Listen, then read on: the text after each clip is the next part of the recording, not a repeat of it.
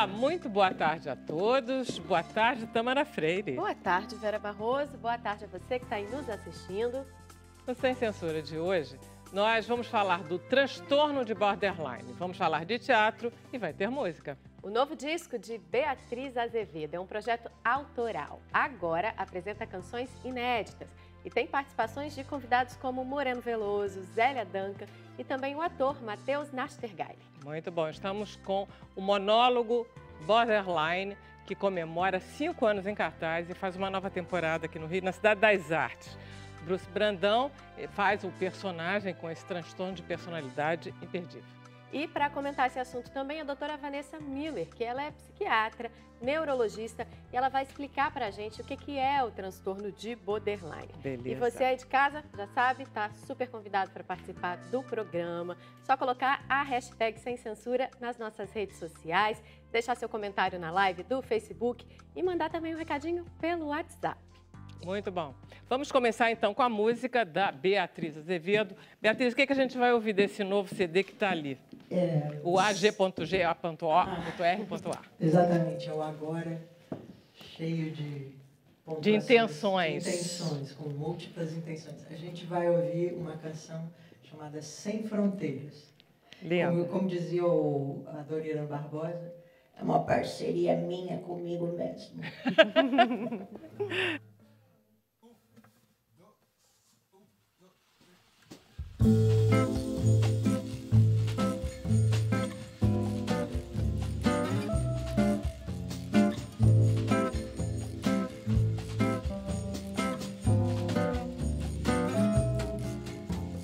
Gregos em Barcelona, afegãos no Tahiti, ainda que se mova o trem, tu não te moves de ti. Percorri o mundo inteiro e não me perdi. Onde quer que eu vá, eu sempre estou aqui. Judeus em Berlim, alemães em Jerusalém, ainda que se mova o trem, tu não te moves de ti. Mapas sem guerras, pátrias sem fronteiras, território sem terra, mundo sem porteira. Americanos em Hiroshima, marroquinos em Paris, ainda que se mova o trem, tu não te moves de ti. Amigos espalhados por todos os países, canto de saudade, estejam bem felizes.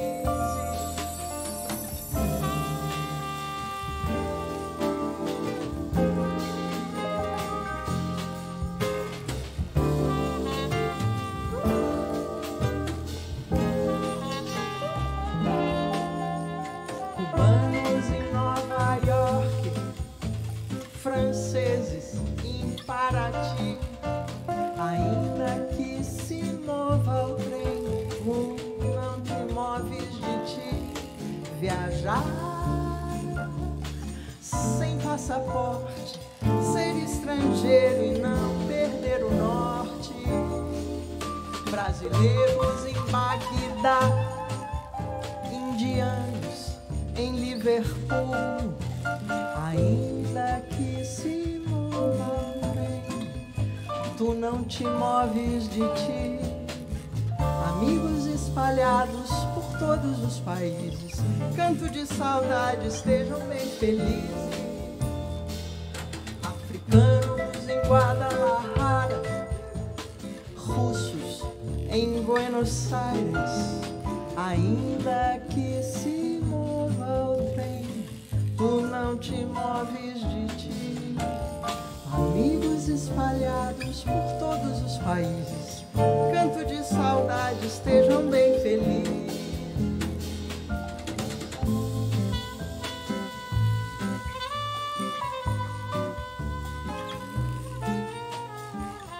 Ainda que se mova o trem, se mova o trem, se mova o trem, se mova o trem, se mova o trem, se mova o trem.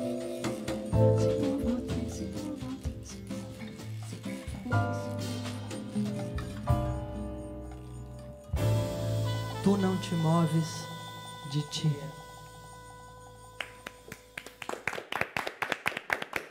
Maravilhoso, eu já tinha gostado, a gente quando ouviu o disco, né, Tâmara? A gente já tinha gostado de tudo.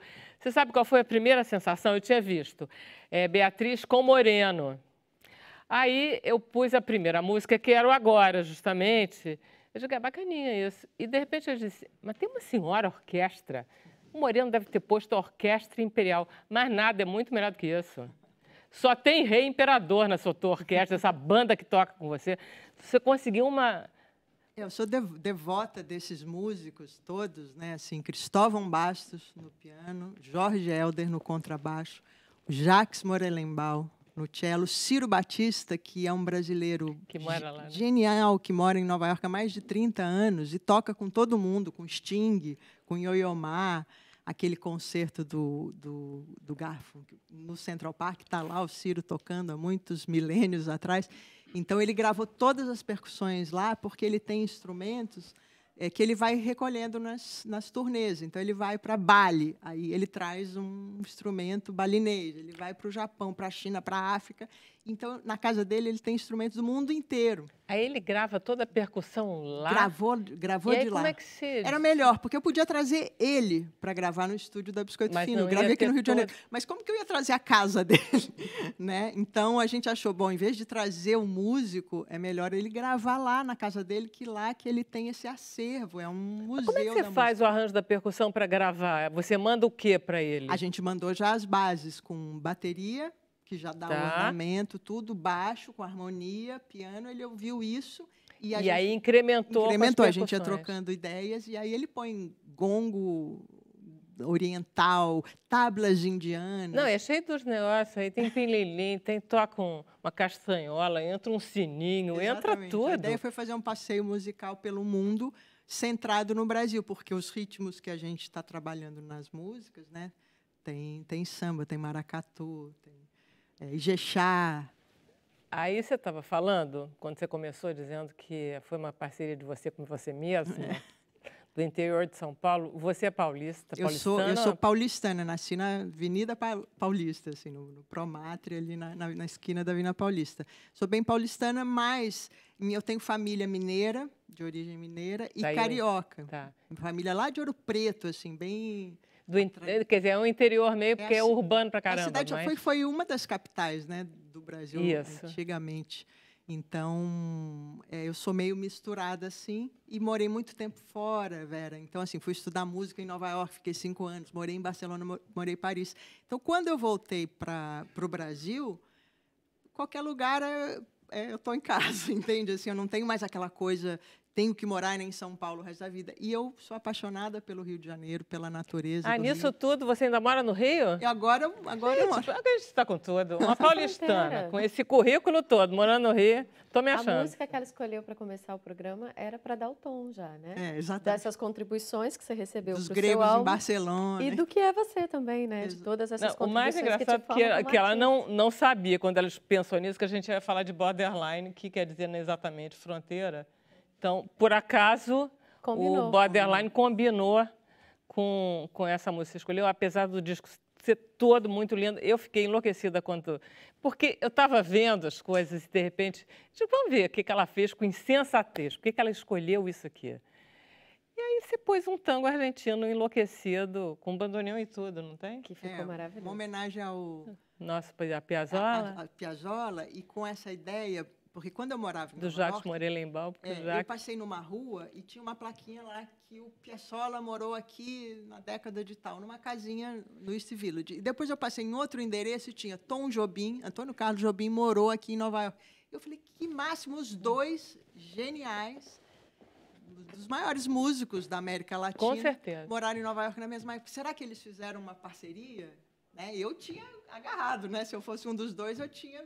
colado para fazer uma parceria. Eles não fizeram, maldito. Talvez mal se conhecessem.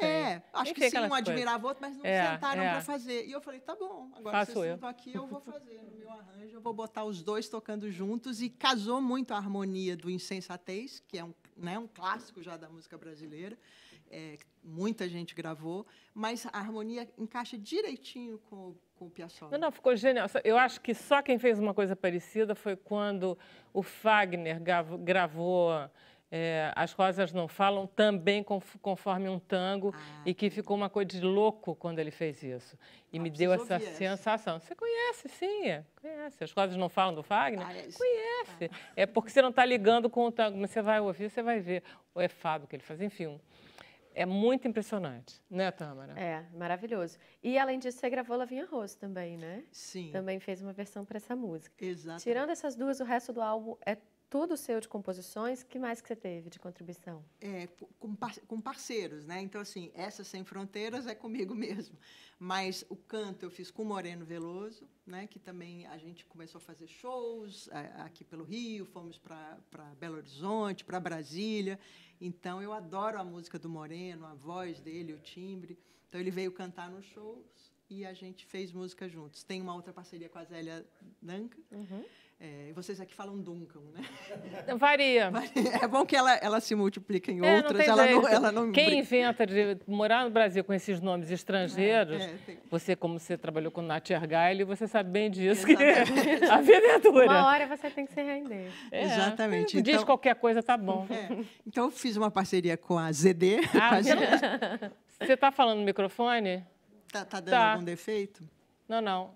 Era melhor você pegar ele. Então, tá bem, tá indo bem. Tá muito longe, é isso? Talvez você devesse pegar ele na mão, não sei. Ou então ficar falando com ele. Tá legal assim? Tá. Tá bom? Então, aí eu fiz essa parceria com a Zélia Duncan, que chama Toda Musa. Fica lindo. E a gente adorou, fui para casa dela, a gente fez a música, ela canta no disco também. Isso. E quem mais? Aí tem o Vitor da Trindade, que é um ogã de candomblé.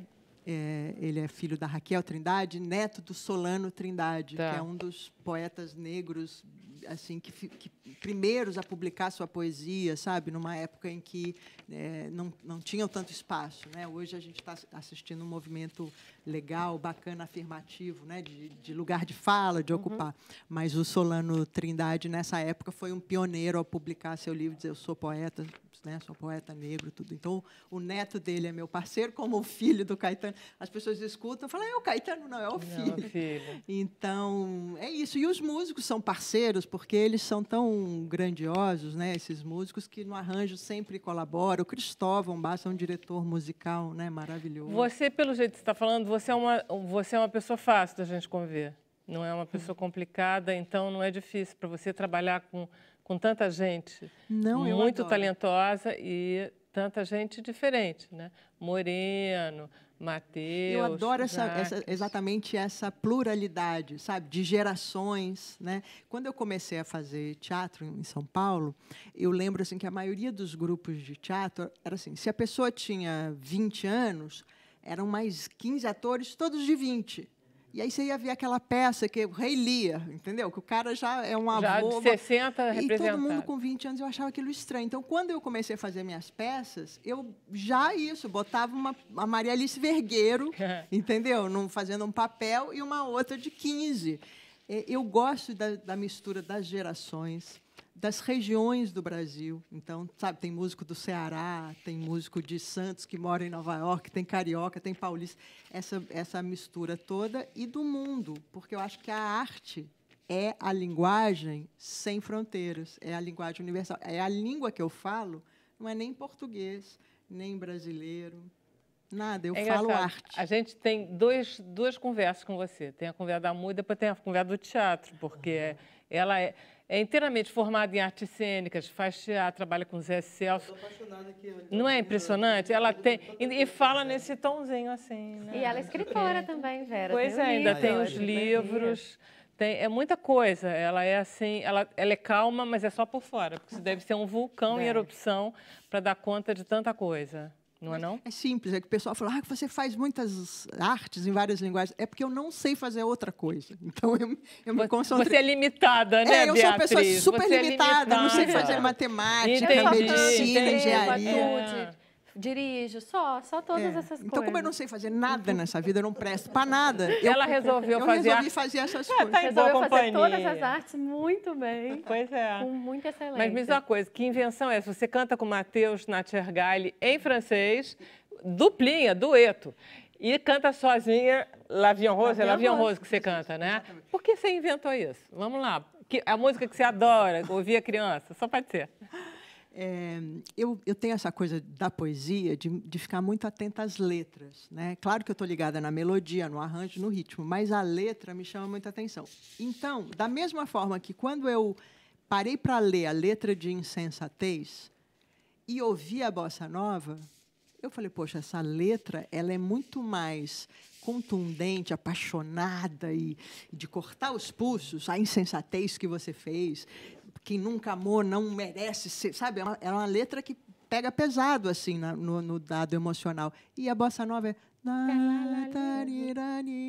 eu falei, aí o tango. Tango, para mim, é que é essa combina, pegada, né? Pegada que combina com essa letra. E o L'Avion Rose, a mesma coisa. Mesmo, Acho isso, exatamente. Tem uma alegria. Sabe? Isso, Beatriz. O fado também, né? O Isso fado tem mesmo. essa coisa de emoção, do amor, né?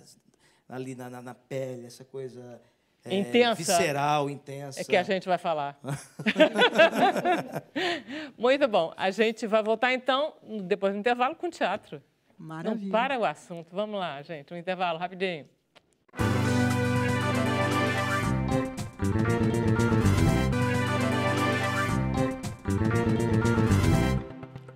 Então, estamos de volta ao vivo com o programa Sem Censura. Vamos perguntar para a Tâmara Freire como vão vocês, os telespectadores. Tâmara. Vera, a gente tem perguntas já adiantando o assunto que a gente vai trazer no próximo bloco, mas primeiro a gente tem elogios. O Francisco Araújo, no Facebook, falou que está sensacional, o programa cada vez melhor, mandou um abraço para todos nós. A gente tem também um recadinho da Bianca Miarca, também no Facebook, falou que essa cantora é top, top, top, top, top, top, top. Ou seja, é mais do que maravilhosa. E a Lídia Russo Maciel já mandou uma pergunta. Como a gente vai saber a diferença da bipolaridade para o borderline? Acho que a doutora Vanessa vai responder isso para a gente daqui a pouquinho. Por fim, a pergunta da Sandra Lopes de Oliveira. A partir de que idade é possível diagnosticar o transtorno borderline? Daqui a pouquinho a gente vai responder essas perguntas, não é mesmo, Vera? Obrigada, Tâmara. Vamos então conversar com a doutora Vanessa Miller, que é psiquiatra, neuropsiquiatra, estuda isso desde que nasceu, é uma coisa muito poderosa. Você está ao contrário com o microfone. Eu só vou procurar um neurologista. Não, tudo bem. Olha só, Vanessa, olha só. Eu fui assistir junto com a Clarice Basso a peça do nosso querido Bruce. Eu digo para você o seguinte, a sensação que eu tive é que o personagem dele era intenso e angustiado. Ok. Mas não me deu a sensação de ser uma pessoa transtornada. Ou seja, eu não diria, esse cara é louco, ou esse cara está perto da loucura, ou esse cara está na fronteira limítrofe. Você está falando praticamente a definição de border. Eu estou querendo saber, né? o que é border. Que é justamente o que é isso, quando elas perguntam, né? Vamos falar sobre essas coisas. E acho que a primeira imagem que a gente tem que ter, né, quando fala nesses transtornos, primeiro sempre tem uma imagem muito negativa e eu espero passar uma imagem um pouco mais de esperança, tá? Esse é o primeiro ponto para que as pessoas fiquem um pouquinho mais ligadas com a gente, com uma coisa positiva. Mas quando fala em border, é justamente isso, é limítrofe, né? Quando foi falada a primeira vez sobre borderline, foi em 1884, uma definição entre uma fronteira entre a sanidade e a insanidade, tá certo? E quando você pensa em border, você pensa na palavra instabilidade. Instabilidade entre as relações interpessoais, instabilidade sobre a sua própria autoimagem, instabilidade do afeto e impulsividade. Aí você vê, é aquela pessoa que tem medo de ficar sozinha, medo da solidão, medo de se sentir abandonada. É uma sensação de vazio, quando você falou angústia, a pessoa tem justamente essa sensação a palavra realmente é vazio. Fora isso, quando tem essas flutuações, essa instabilidade afetiva, instabilidade de humor, às vezes uma pedrinha pode parecer, né, um pedregulho. A pessoa, nas relações, é uma relação entre eu te amo e eu te odeio, né? Então, a pessoa é muito intensa. Inicialmente, eu acho fantástico, porque a pessoa tem uma energia, uma potencialidade, mas que acaba por ter esse desequilíbrio entre o tudo e o nada, o tempo todo, isso gera realmente muita instabilidade, principalmente no campo psicodinâmico, nas relações. Tá. A pergunta eu não me lembro do nome dela. 2 perguntas. Uma era a respeito da bipolaridade. Uma era sobre a bipolaridade, como Certo. você diferencia a bipolaridade do borderline? Bom, primeira coisa, né, quando você pensa no diagnóstico de transtorno de personalidade, você tem que entender que, geralmente, demora um pouco para ser feito esse diagnóstico. Ninguém vai chegar na primeira consulta, Ninguém olha... é consulta de livro, Não, né? exatamente. Não, até porque não existe nenhum paciente que lê o mesmo livro que você. Nós somos maravilhosos, nós somos serizinhos complexos, cada um tem o seu cérebro, cada um manifesta. Então, nem sempre você vai encaixar em todos os checklists, né? Então, você tem que conhecer muito bem, amparar muito bem essas pessoas para você pegar realmente informações e entender o que está acontecendo. Mas, quando você pensa na principal diferença, vou fazer uma analogia assim. Quando você pensa em bipolaridade, você tem justamente esses 2 polos. Na depressão, né, que tem o humor, né, deprimido, tristeza, falta de motivação, falta de energia. E, às vezes, a pessoa, em um determinado momento, depois cicla para uma parte de mania, que é aquela euforia, aquela irritabilidade, aquela super energia, e chega a alguns momentos que tem uma estabilidade. E aí eu penso muito nessa metáfora do vulcão, né? A mania está lá naquela energia toda, daqui a pouco vem o magma, e aí fica aquela coisa parada na depressão, e depois tem uma normatização. Já o pensamento, acho que geográfico, para fazer uma analogia com border, é justamente um terremoto constante. Tá. Diariamente não é de 8 a 80, é 8 a 8.000, é uma intensidade, é um medo de abandono, às vezes fazer... Não são fases cíclicas, é uma espécie de andar na corda bamba o tempo inteiro, caindo para cá, caindo para cá. Exato. É uma hipersensibilidade mesmo, né? É uma impulsividade. E, às vezes, esses preenchimentos fazem com que as pessoas tenham algumas atitudes buscando alguns hábitos ruins, né? Ou uma hipersexualidade, relacionamentos, né, extraconjugais, ou, às vezes, a utilização de drogas. Enfim, é uma necessidade de preencher justamente esse... Eu acho que a palavra mesmo é o vazio mesmo. Então, tá. Então, as características são a impulsividade e a instabilidade. Então, eu vou te fazer a seguinte pergunta. Todos os transtornos, em geral, eles se manifestam muito claramente no começo da adolescência e na juventude. Né? Ninguém fica louco com 70, graças a Deus. Quer dizer, até que tem, né? Até que tem, mas, enfim, aproveita. Depois dos 70, aproveita. Mas, enfim, na adolescência, a adolescência é uma época muito... Todos nós aqui já passamos por isso. Ela é uma época intensa e ela é uma época de impulsões, Sim. porque a gente se desconhece Sim. ainda. Então, quando eu vi a peça do Bruce, me lembrou uma adolescência. Sabe o que acontece? Até voltando um pouco para o border. O border, quando criança, que até aproveitando aquele gancho, Sim, né, aliás, agradeço as perguntas, assim, geralmente a criança, por ser uma criança mais sensível, mais afetiva, é aquela criança que todo mundo, né, que quer ficar pertinho do pai, pertinho da mãe, pertinho da... Mas, quando chega na adolescência, é justamente o momento de quê? De você levar o primeiro não. Né? Eu sou o primeiro adolescente, fala o primeiro toco, né? Não sei se ainda é essa linguagem da geração atual, mas, enfim, é o momento das frustrações que começam a aparecer. Aí você imagina, naquele cérebro que tem realmente uma hipersensibilidade, ele vai se manifestar de uma outra forma, e de uma forma realmente mais exuberante, né? E desorganizada por uma norma, digamos assim. Então, você percebe que, na adolescência, é onde vai começar a buscar justamente uma ajuda, um apoio, e não necessariamente vai ser feito o diagnóstico. O diagnóstico, a gente tem que entender, principalmente com personalidade. Só para falar do ponto de vista neurológico, a gente demora pelo menos uns 25 anos para a gente organizar neuronalmente o nosso cérebro, para ficar realmente, teoricamente, maduro. Então, a gente está em um processo de consolidação da personalidade. Então, você falar que uma adolescente de 16 anos tem transtorno de personalidade, ou um transtorno antissocial, que é justamente polos opostos, né? Um psicopata é o contrário, né? É o sedutor, manipulador, sem sentimento, sem nenhum tipo de alteração afetiva, é uma pessoa egóica. Já o contrário é esse turbilhão, que é o border, né? Que é todo aquele sentimento, toda aquela desorganização, né? Justamente por tudo exagerado, né? Então, é difícil você, com 17 anos, 18 anos, bater um martelinho num cérebro que ainda está em desenvolvimento. Pois é, a gente vê, quando a gente fala sobre crianças com distúrbio, por exemplo, do autismo, né? Hoje em dia é mais comum, mas eu cansei, e a gente cansa de mostrar aqui, que os médicos dizem, não, bobagem, ele vai falar daqui a pouco, dá um tempo. Não, ele é só um pouco antissocial, isso vai se resolver.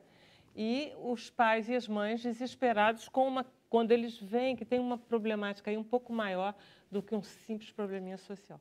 No caso do borderline, eu estou querendo louca para ir para lá, porque eu estou querendo pôr ele. Eu também estou doida para ir para ver sua peça. Aí, porque eu queria... Dá para confundir com esse excesso de hormônio da adolescência uma criança problemática, ou seja, crianças que não foram suficientemente amadas, que não foram suficientemente reconhecidas, que foram... A vida é dura. Fica um pouco nublada essas informações. Você pode confundir? Pode, mas assim, você vai perceber que, eu acabei não falando, mas assim, o adolescente que tem já um quê, ele vai ter uma característica, às vezes, de automutilação, às vezes até de tentativa de suicídio. O suicídio é frequente no borderline. Infelizmente, 20%, e às vezes assim, as famílias que estão, né, no entorno, às vezes vê isso, às vezes como uma não sei falar isso. Atenção, né? Chamar atenção, não, tem que fazer uma... Enfim, não, ainda bem que tem que fazer alguma coisa. Tem que fazer. O fono, vou ter que ir no fono. Gente, fono, me ajuda. Então, assim, e na realidade, independente de chamar atenção, entenda que pode fazer, e se está chamando atenção é porque está realmente precisando, né? Então, Vanessa, só para a gente responder a pergunta da telespectadora, caso você perceba uma criança, que você perceba alguns sintomas desses, o que seria mais grave seria isso, essa automutilação ou alguma forma de se ferir ou se colocar em perigo. Sim. E o mais importante, eu acho que assim, se tem algo que você desconfia que está diferente, que está comprometendo naquelas relações com o coleguinha, ou está tendo muitas rupturas, está tendo muita exaltação de todos esses sintomas, procura ajuda. Eu acho que não pode, leva para um profissional. Não vai resolver sozinho, né? Não mesmo vai, sem pede ajuda. Não, pede ajuda, opinião, com certeza. Pede ajuda. Vamos lá, Bruce. A gente foi assistir e a gente adorou o espetáculo, a Clarice e eu, a gente adorou. Obrigado. Você está muito bem. Você tem uma naturalidade em cena. Você muda dos assuntos. É um monólogo, você fica em cena 1 hora sozinho, você não fica cantando. Não tem nem violão, não tem ninguém. Agora, é um espetáculo que ele é muito mobiliado, né? Você tem objetos, você tem muito som. Uhum. Muito. Né? Nossa trilha também. Tem uma trilha bonita, tem fado, você não está falando... Tem um fado, exatamente. Tem fado, né? Você corre. Demais, exaustivamente. Aham. Você bebe água, mas a tua água não é você não bebe uma água normal. Não, é água mesmo, normal. Mas é teatral aquilo, teatral, né? Teatral, você bebe, mas é só teatro aquilo. Não, eu suponho que você tem até sede, desesperado, mas não é uma água tipo que a gente bebe ali na esquina, é uma água que é um evento. Sim, mas eu bebo. Tudo é evento. Tudo é evento. Tudo é evento. Tem pedacinhos de tudo no chão, é tudo evento. Exatamente. Mas eu tive a sensação que você era uma pessoa angustiada. Não entenda bem. Como é o nome dele? Rutras, o personagem. O Rutras. Né? Não, às vezes eu também tenho as minhas angústias. Eu sei. Eu também. O Rutras, que é filho de Cronos e de Vênus. Com Cronos. Isso. Irmão da Cassiopeia. Isso. Não são nomes normais, evidentemente. Não, mitológico. Bem interessante. Boa sacada do Júnior Dalberto, que é o autor. É lindo o texto. Lindo. Fica poético também, né? Totalmente. Me deu uma ideia de um texto muito mais poético. E como ele é muito exteriorizado, você não fica com angústia, tipo, isso daqui não vai dar certo, você não tem a sensação. Você ouve aquilo meio fascinado. É bonito de ver, não é desagradável. Que bom, às vezes eu fico pensando até que você falou essa coisa de estar sozinho em cena também. É muito angustiante, às vezes, entrar e não ter um companheiro de cena, né? Estar ali sozinho quase uma hora. Acho que o espetáculo chega a 55, 57 minutos. Mas essa coisa do personagem, né? Esse sentimento dele. Você falou que ele é um pouco... Como é que você percebeu ele, que você disse? Você sentiu que ele era mais... Intenso. Né? Impulsivo. Eu achei ele um pouquinho melancólico. Cruel. Mas ele é um pouquinho... Ele é bastante cruel. Ele é muito cruel. Pelos estudos que eu fiz, assim, dizem que os Borges são muito agressivos, né? Tem esse perfil, né? Podem ter. Podem ter, né? Mas mais reativo. Mais reativo, exatamente. Eu penso muito como diário, né? Esse espetáculo eu penso muito como diário. Ele vai chegar ali, dentro desse espaço dele. Eu vejo ele como um andarilho também, né? A gente tem o nosso cenário através do Alex Brolo. Bonito aquilo, né? O Rocconi, foi bem pensado.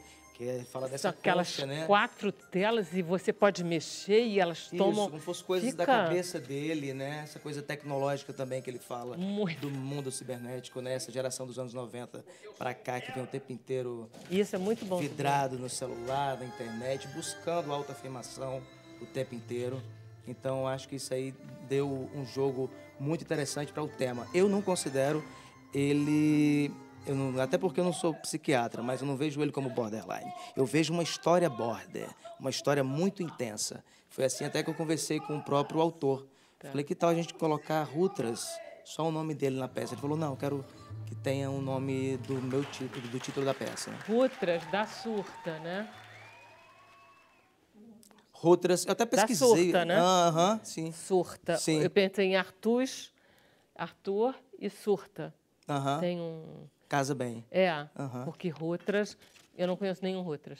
Também não, primeiro. Não é? Então, primeiro. esse Rutras primeiro é bom. Primeiro que eu conheci, fiquei perplexo. Você acha que ele não é border? Eu vejo como uma história de amor, de poesia, de coisas que marcaram na vida dele, desde a relação dele com o pai, né? Que eu acho que é uma coisa muito pertinente para a sociedade também assistir espetáculo, porque tem muita coisa ali envolvida com a família, desde o... Ele conta a história, né, da vida dele. Ele fala dessa relação com o pai, né, repressor, até porque ele se envolve com homens. Enfim, tem um caso dele com um travesti, que ele acaba ficando com AIDS, enfim, pega a doença, né, e ele fala que já nasceu, não foi do amor, como dizem as pessoas, foi camisinha rasgada. Isso meio que volta para ele lá na frente. Mas a irmã teria nascido do amor. A irmã teria nascido do amor e que rouba toda a atenção dele, que é uma coisa muito interessante. Você está falando, né? Justamente o impacto, as alterações psicodinâmicas que acontecem. É muito comum, por exemplo, não estou falando só o border, mas a maior parte das pessoas que têm transtornos mentais pode ter, por exemplo, pais mais rígidos, pais mais beligerantes, ou que tenham sofrido algum abuso sexual. Isso não quer dizer que todas as pessoas que tenham transtornos mentais têm que ter alguma situação, algum estresse pós-traumático, nada disso. Mas é muito comum. É muito comum. Quando você está falando de um pai austero, existe uma associação muito grande. Ele é uma pessoa sensível. Ele é muito sensível. Eu acho que ele está em busca do amor o tempo inteiro. É um viajante, né? Ele está em porto em porto. Acredito que ele sai contando essas histórias em vários lugares. As pessoas falam, mas isso é verdade, isso aconteceu. Teve agora o último debate, né? Que todo domingo está tendo um debate com o pessoal da faculdade de psicologia.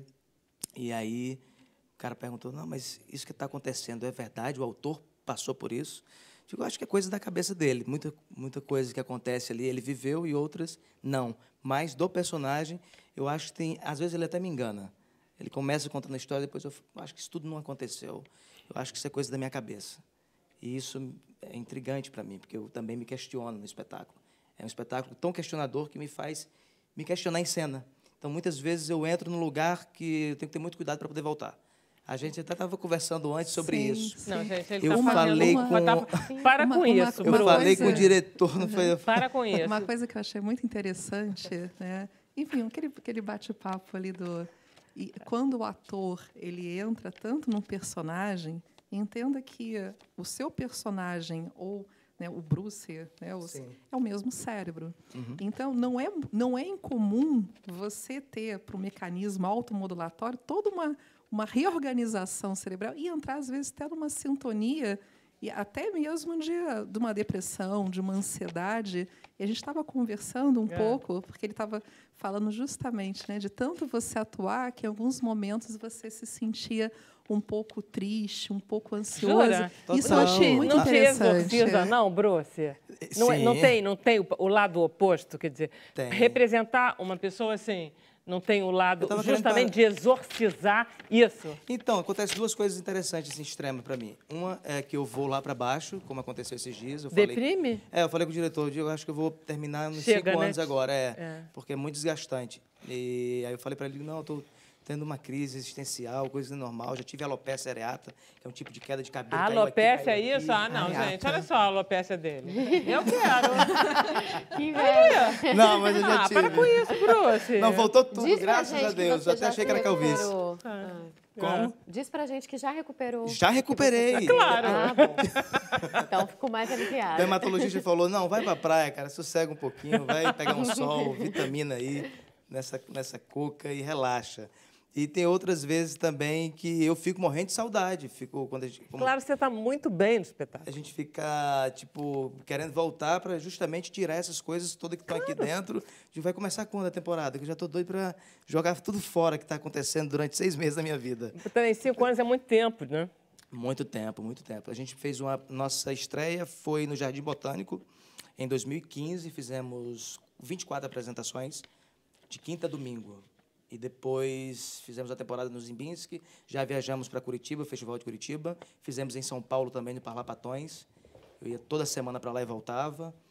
E agora retornamos aqui ao Rio, na Cidade das Artes. O autor do texto, que é o... Júnior Dalberto. O Júnior Dalberto, ele é também do Nordeste. Vocês dois são de lá? Sim, Potiguar. Vocês dois são do Rio Grande do Norte, né? Isso, exatamente. E você começou isso lá ou vocês encontraram aqui? Então, eu fui para Natal e passei no Alberto Maranhão, que é o teatro de lá, e tinha um título da peça lá, Borderline. Eu olhei, o que significa isso? Fiquei curioso. Você já era ator? Já estava voltando em crise.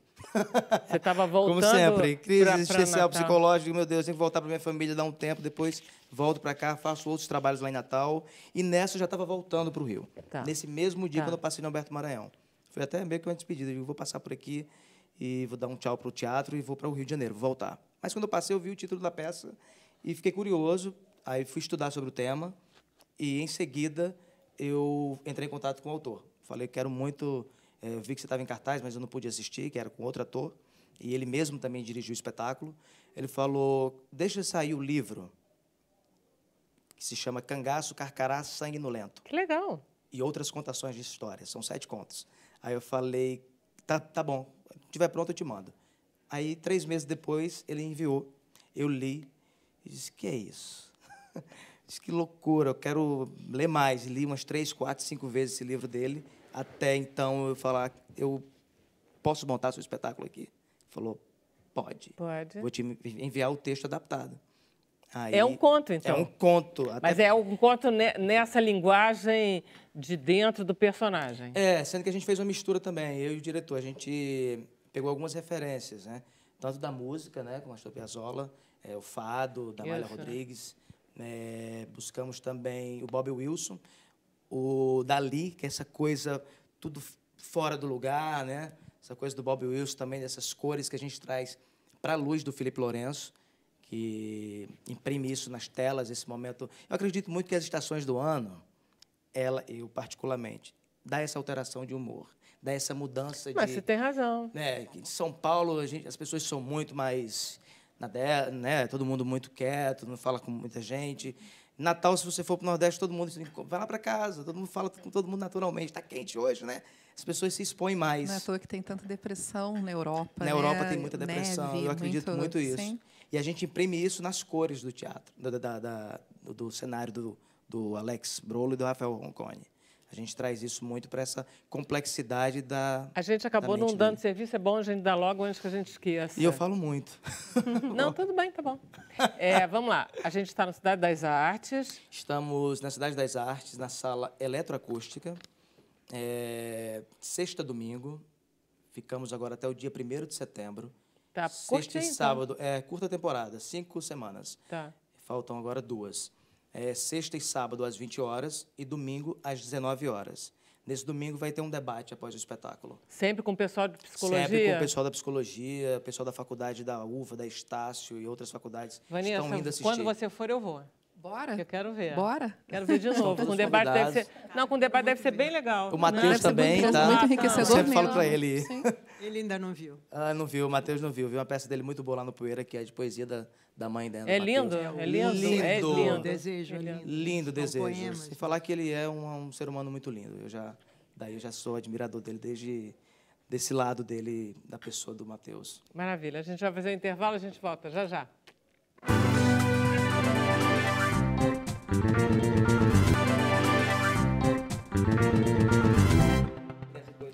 Então, estamos de volta ao vivo com o programa Sem Censura. Tâmara, onde você está?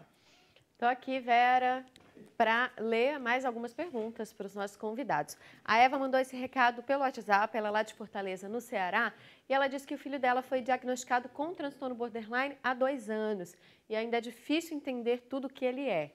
Passamos por uma separação e um divórcio e ela tem a dúvida se isso pode ter levado ele a esse transtorno. Pergunta para a doutora Vanessa. Agora a gente tem uma pergunta para o Bruce, do Renan Lopes, aqui do Rio de Janeiro. Bruce, quais as principais dificuldades de interpretar esse personagem que é um border? Vamos lá, agora no Facebook, a Jurema Brum Barreto, um comentário: acompanho sempre a doutora Vanessa, que clareza e competência para explicar sua pauta. Ela é maravilhosa, parabéns, parabéns, Vanessa. Fofa. E, por fim, o José Roberto de Oliveira, também pelo Facebook, pergunta se essa doença tem cura. Vera? Maravilha. Vamos lá, perguntar aqui para o Bruce. Bruce, qual foi a pergunta que ela fez para você? Dificuldade, já estava na hora que ele falou. Estava aqui. Quando ele falou, eu disse, Fala. nossa, Quais dificuldade de sentir, exatamente esse processo. Esse processo de sentir essas coisas, que essa história que é contada, ela... Você estudou os borderline, quer dizer, Ah, você minha- começou a se interessar e aí embarcou numa psicologia lá? Embarquei Tipo o Dr. Google? Não, aos 7 Não, anos... é um perigo isso, né, Vanessa? Acho que o Porque eu Dr. faço Family. isso. Não, a gente... Perigo mesmo. Foi o faço Dr. isso. Family. Fala que está com dor de cabeça, dá a resposta que você está 2 semanas de vida só. Não dá Exatamente, E manda o WhatsApp pro é. médico. Mas aí, fala, como é que você fez? Eu acho que foi o Dr. Family. Eu comecei pela minha família, né? Acho que tinha 7 anos, eu já vi a cartela de Lexotan em cima da mesa. Me lembro muito bem que a minha avó tomava. E depois, amigos também que eu tive, que eu percebi que tinha coisas ali muito intensas na vida deles. Então, acho que meio que isso, para mim, foi uma base de estudo. Até de mim mesmo, né? Tem coisas que... Tem traços, né? Eu fiquei muito confuso com muita coisa do texto, principalmente dessa coisa da sexualidade intensa do border. Eles são muito, mas muito... É a dificuldade do controle de impulso. Do impulso, né? E também, exata- esse preenchimento do vazio. Né? Exatamente. Enfim, vai, às vezes, na compulsão alimentar, ou às vezes vai nas drogas, ou às Sim. vezes vai na sexualidade. Exatamente. Revelando aqui, eu sou muito compulsivo sexualmente. É uma das coisas que isso me fez ficar extremamente... Com medo de identificar exata- com o Não, personagem. exatamente. Como teve pessoas da Você acha que ele tem razão Assim, eu acho de que ter medo? É um medo bom. Tá um pouco- é um medo Está um pouco selvagem essa terapia aqui, mas é porque eu não tô... Mas você nunca vai de apenas um ponto. Exatamente. Isso Então, aqui- assim, pois né, é. porque, vou dizer uma coisa. Eu lembro na época da faculdade, quando eu assisti uma aula, nossa, eu tenho personalidade, eu não encaixo, que eu tenho personalidade lebula, toque. você fica... Eu tinha tudo. É, eu tinha tudo. exatamente. Não, assim, Psicologia, então, é uma riqueza um pouco maior e carece de uma análise um pouco mais aprofundada mesmo. Exatamente. Mas eu acho que o principal é, se você avalia que isso está, de repente, de alguma forma te descompensando, é o momento, de repente, de falar, pô, será que isso está me trazendo uma coisa, né, ruim? Aham. Será que eu estou precisando de ajuda? Na dúvida, peça ajuda. Vamos marcar uma consulta? Claro, eu te dou o meu cartão, tá? Já está marcado. Bom, enfim, foi complicado, então, você separar essas duas pessoas do você, do borderline? Não, né? Não. Eu acho que é uma das coisas, assim, porque são vários traços, né? Como ela mesma falou, a automutilação, o suicídio, né? E, entre outras coisas, as drogas. Eu tive referência do Cazuza, referência do Fred, entre outros artistas também, a Amy, essas pessoas que viveram intensamente. A própria doutora Ana Beatriz Barbosa Silva, que ela fez um debate outra vez lá no Tom Jobim, ela falou o que seria Hollywood se não fosse os Borders. Tá. Então, acho que essa coisa intensa, assim, tem algo ali da história que... Teve algum momento do texto, por exemplo, que você não entendia? Sim, várias coisas. E aí o fato de chamar alguém da área psicologia ajuda? Não, até porque eu não levei como uma coisa de psicológica, assim. Não vou fazer o personagem psicologicamente pensado, não sei o que, não. Eu senti isso, mais poético. É mais poético, eu deixei ele vir, assim, humano, né? Ele é humano. Eu pensei em humanizar esse personagem. Digo, cara, eu vou fazer ele humano, para não fazer o louco para ser o louco. Eu imagino que, apesar de estar sendo um pouco extenuante isso, mas é um exercício bom para a sua formação como ator, né? Entrar em contato com essas emoções tão intensas. Total, eu agradeço até o Marcelo Gonçalves, que é o diretor do espetáculo. Eu comecei como artista de rua aqui, né, no Rio de Janeiro. De Chaplin. Me caracterizava de Chaplin, e é uma das coisas que eu também trouxe como referência para o espetáculo. Tem aquele momento. Então, eu sou muito grato ao Marcelo, porque foi uma das pessoas aqui no Rio que me deu a oportunidade, que eu saí realmente da rua, eu passava nos teatros, pegava aquele folhetinho da revista Off, entre outras, e eu olhava e dizia, eu tenho que estar no teatro, no tablado um dia, porque o meu tablado era rua. Então, isso também me deu uma vivência, uma carga também artística, né? Apesar que eu já vim do comércio. Passei muito tempo da minha vida trabalhando como comerciante. Tive carrinho de lanche, trabalhei como vendedor. Então, eu fui trazendo esses elementos todos para o meu lado artístico. E acho que é isso, por aí. Você soma, né? Soma. E a teu favor, realmente, você tem um comportamento em cena que é, primeiro, sedutor, é agradável, tua figura é muito agradável, né? Em cena, e você realmente tem isso, que é muito difícil de ver, é um ator que tem uma intimidade com o texto, que diz o texto de uma outra pessoa, de um personagem que não é você, como se fosse você, e isso é muito interessante, é muito agradável de ver. Eu queria muito que você visse, aí a gente volta... Eu vou ver. Com certeza. E provavelmente eu vou levar minha sobrinha também, que está fazendo psicologia. Tinha umas perguntas para ela que a gente Mas isso eu respondi a pergunta dele, sim, respondeu maravilhosamente. A Eva de Fortaleza, ela disse que o filho dela foi diagnosticado há 2 anos e a dúvida dela é porque eles passaram por um processo de divórcio e ela tem receio de que isso possa ter dado start nesse transtorno. Pode ter uma causa traumática? Primeira coisa, eu vou falar para a Vera, apazigua seu coração, minha querida, porque, assim, não existe nada que possa definir num transtorno mental exatamente um nexo causal. Estou olhando assim porque talvez estou querendo falar com a Eva, né? Assim, não existe. Nós precisamos de uma genética e que já tem uma suscetibilidade com um somatório de vários eventos para deflagrar. Então, assim, a primeira coisa, Eva, tira um pouquinho essa culpa, que eu posso falar para você, abraça esse seu filho, busca realmente excelentes terapeutas, inclusive você busque ajuda, porque às vezes a gente fala do paciente, mas a família toda tem que estar acompanhada e tratada, a dinâmica inteira tem que ser abordada. E outra coisa, né? Até aproveitando a pergunta ali do José Roberto, olhando ali que você, né, se tem cura. O que eu falo é o seguinte, a maior parte das doenças não tem cura, né? Diabetes tem cura? Não tem cura, tem tratamento, né? Hipertensão tem cura? Não, tem tratamento. E de que maneira a gente vai tratar o transtorno de personalidade border? Existem várias ferramentas. A principal é uma terapia, né, comportamental. A dialética é a melhor, mas a terapia cognitivo-comportamental.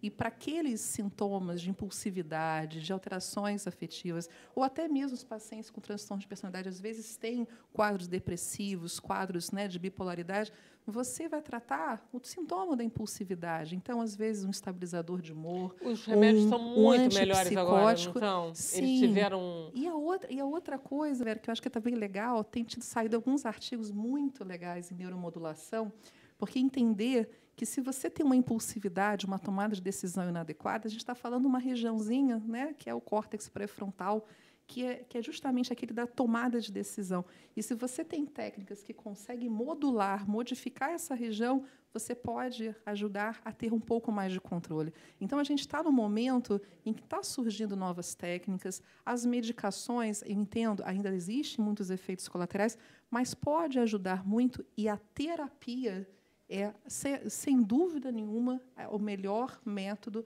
para justamente para essas pessoas que sofrem dessa doença. Perfeito, doutora. A gente vê alguns movimentos para tirar o estigma dos transtornos mentais, de tratarem isso como pessoas que são neuroatípicas, né? Esse termo, inclusive. Eu queria um comentário seu a respeito disso. Como que a gente encaixa isso, esse esforço para tirar o estigma, mas também com o alívio que traz um diagnóstico, por exemplo. Você se encaixar numa nomenclatura pode te ajudar. Eu acho que assim, né? É muito esquisito quando vem a pessoa assim, nossa, eu sinto angústia, mas eu não sei o que é. Da mesma forma, eu estou sentindo aqui uma coceira, mas não sei o que é isso.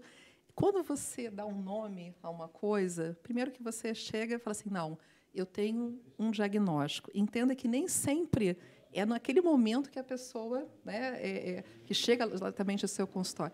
Mas quando você traz e faz o que a gente chama de psicoeducação, explica, olha só, você tem isso, o que está acontecendo com o seu cérebro, o que está acontecendo com os seus neurotransmissores, quais são as possibilidades. Quando você faz isso de uma forma que leve um acolhimento, que entenda, né, toda essa quando a gente abordagem, sabe o que tem, fica muito melhor, né? Eu acho que traz um pouco daquela paz e você consegue se identificar, porque às vezes você tem alguns grupos que eu acho fantásticos, né? O grupo com os pacientes que têm, por exemplo, esquizofrenia. Aí tem uma reunião dos familiares, tem os familiares de transtorno borderline. Quer dizer, você tem uma identificação e fala assim, eu não estou sozinha. Exatamente. E mesmo no caso do borderline, você pode ter uma vida que não é incapacitante, né? Mesmo de forma alguma. Eu acho que o principal é você justamente ter um suporte, ter um acolhimento, ter um tratamento e entender que você pode ser funcional, sim. Maravilha. Viu? Beatriz, posso pedir para você terminar o programa com música? Pode sim. Eu queria só, porque para dizer que eu não entendi nada, que eu não dialoguei, eu queria ler para vocês.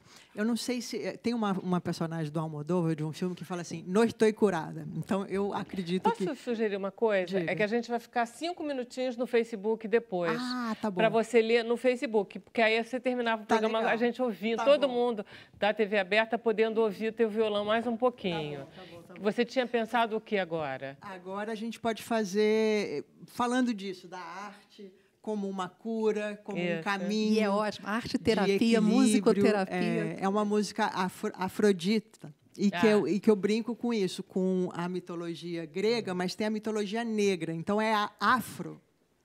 Maravilha. A gente vai voltar amanhã às 5 da tarde. Por favor, fique com você agora, Beatriz.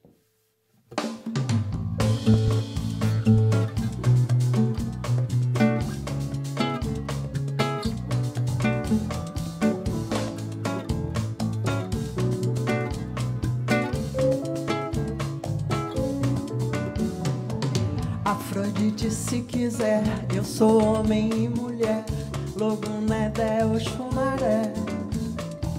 Afrodite, se quiser, eu sou homem e mulher, Logunedé, Oxumaré. Afrodite, se quiser, eu sou homem e mulher, Logunedé, Oxumaré.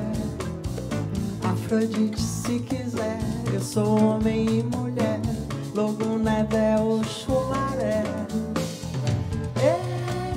Hermafrodito, anjo maldito, bendito Ogã, artista xamã. Afrodite, se quiser, eu sou homem e mulher, Logunedé, Oxumaré. Afrodite, se quiser, eu sou homem e mulher. Logunedé, Oxumaré. Afrodite, se quiser, eu sou homem e mulher. Logunedé, Oxumaré. Afrodite, se quiser, eu sou homem e mulher. Logunedé, Oxumaré.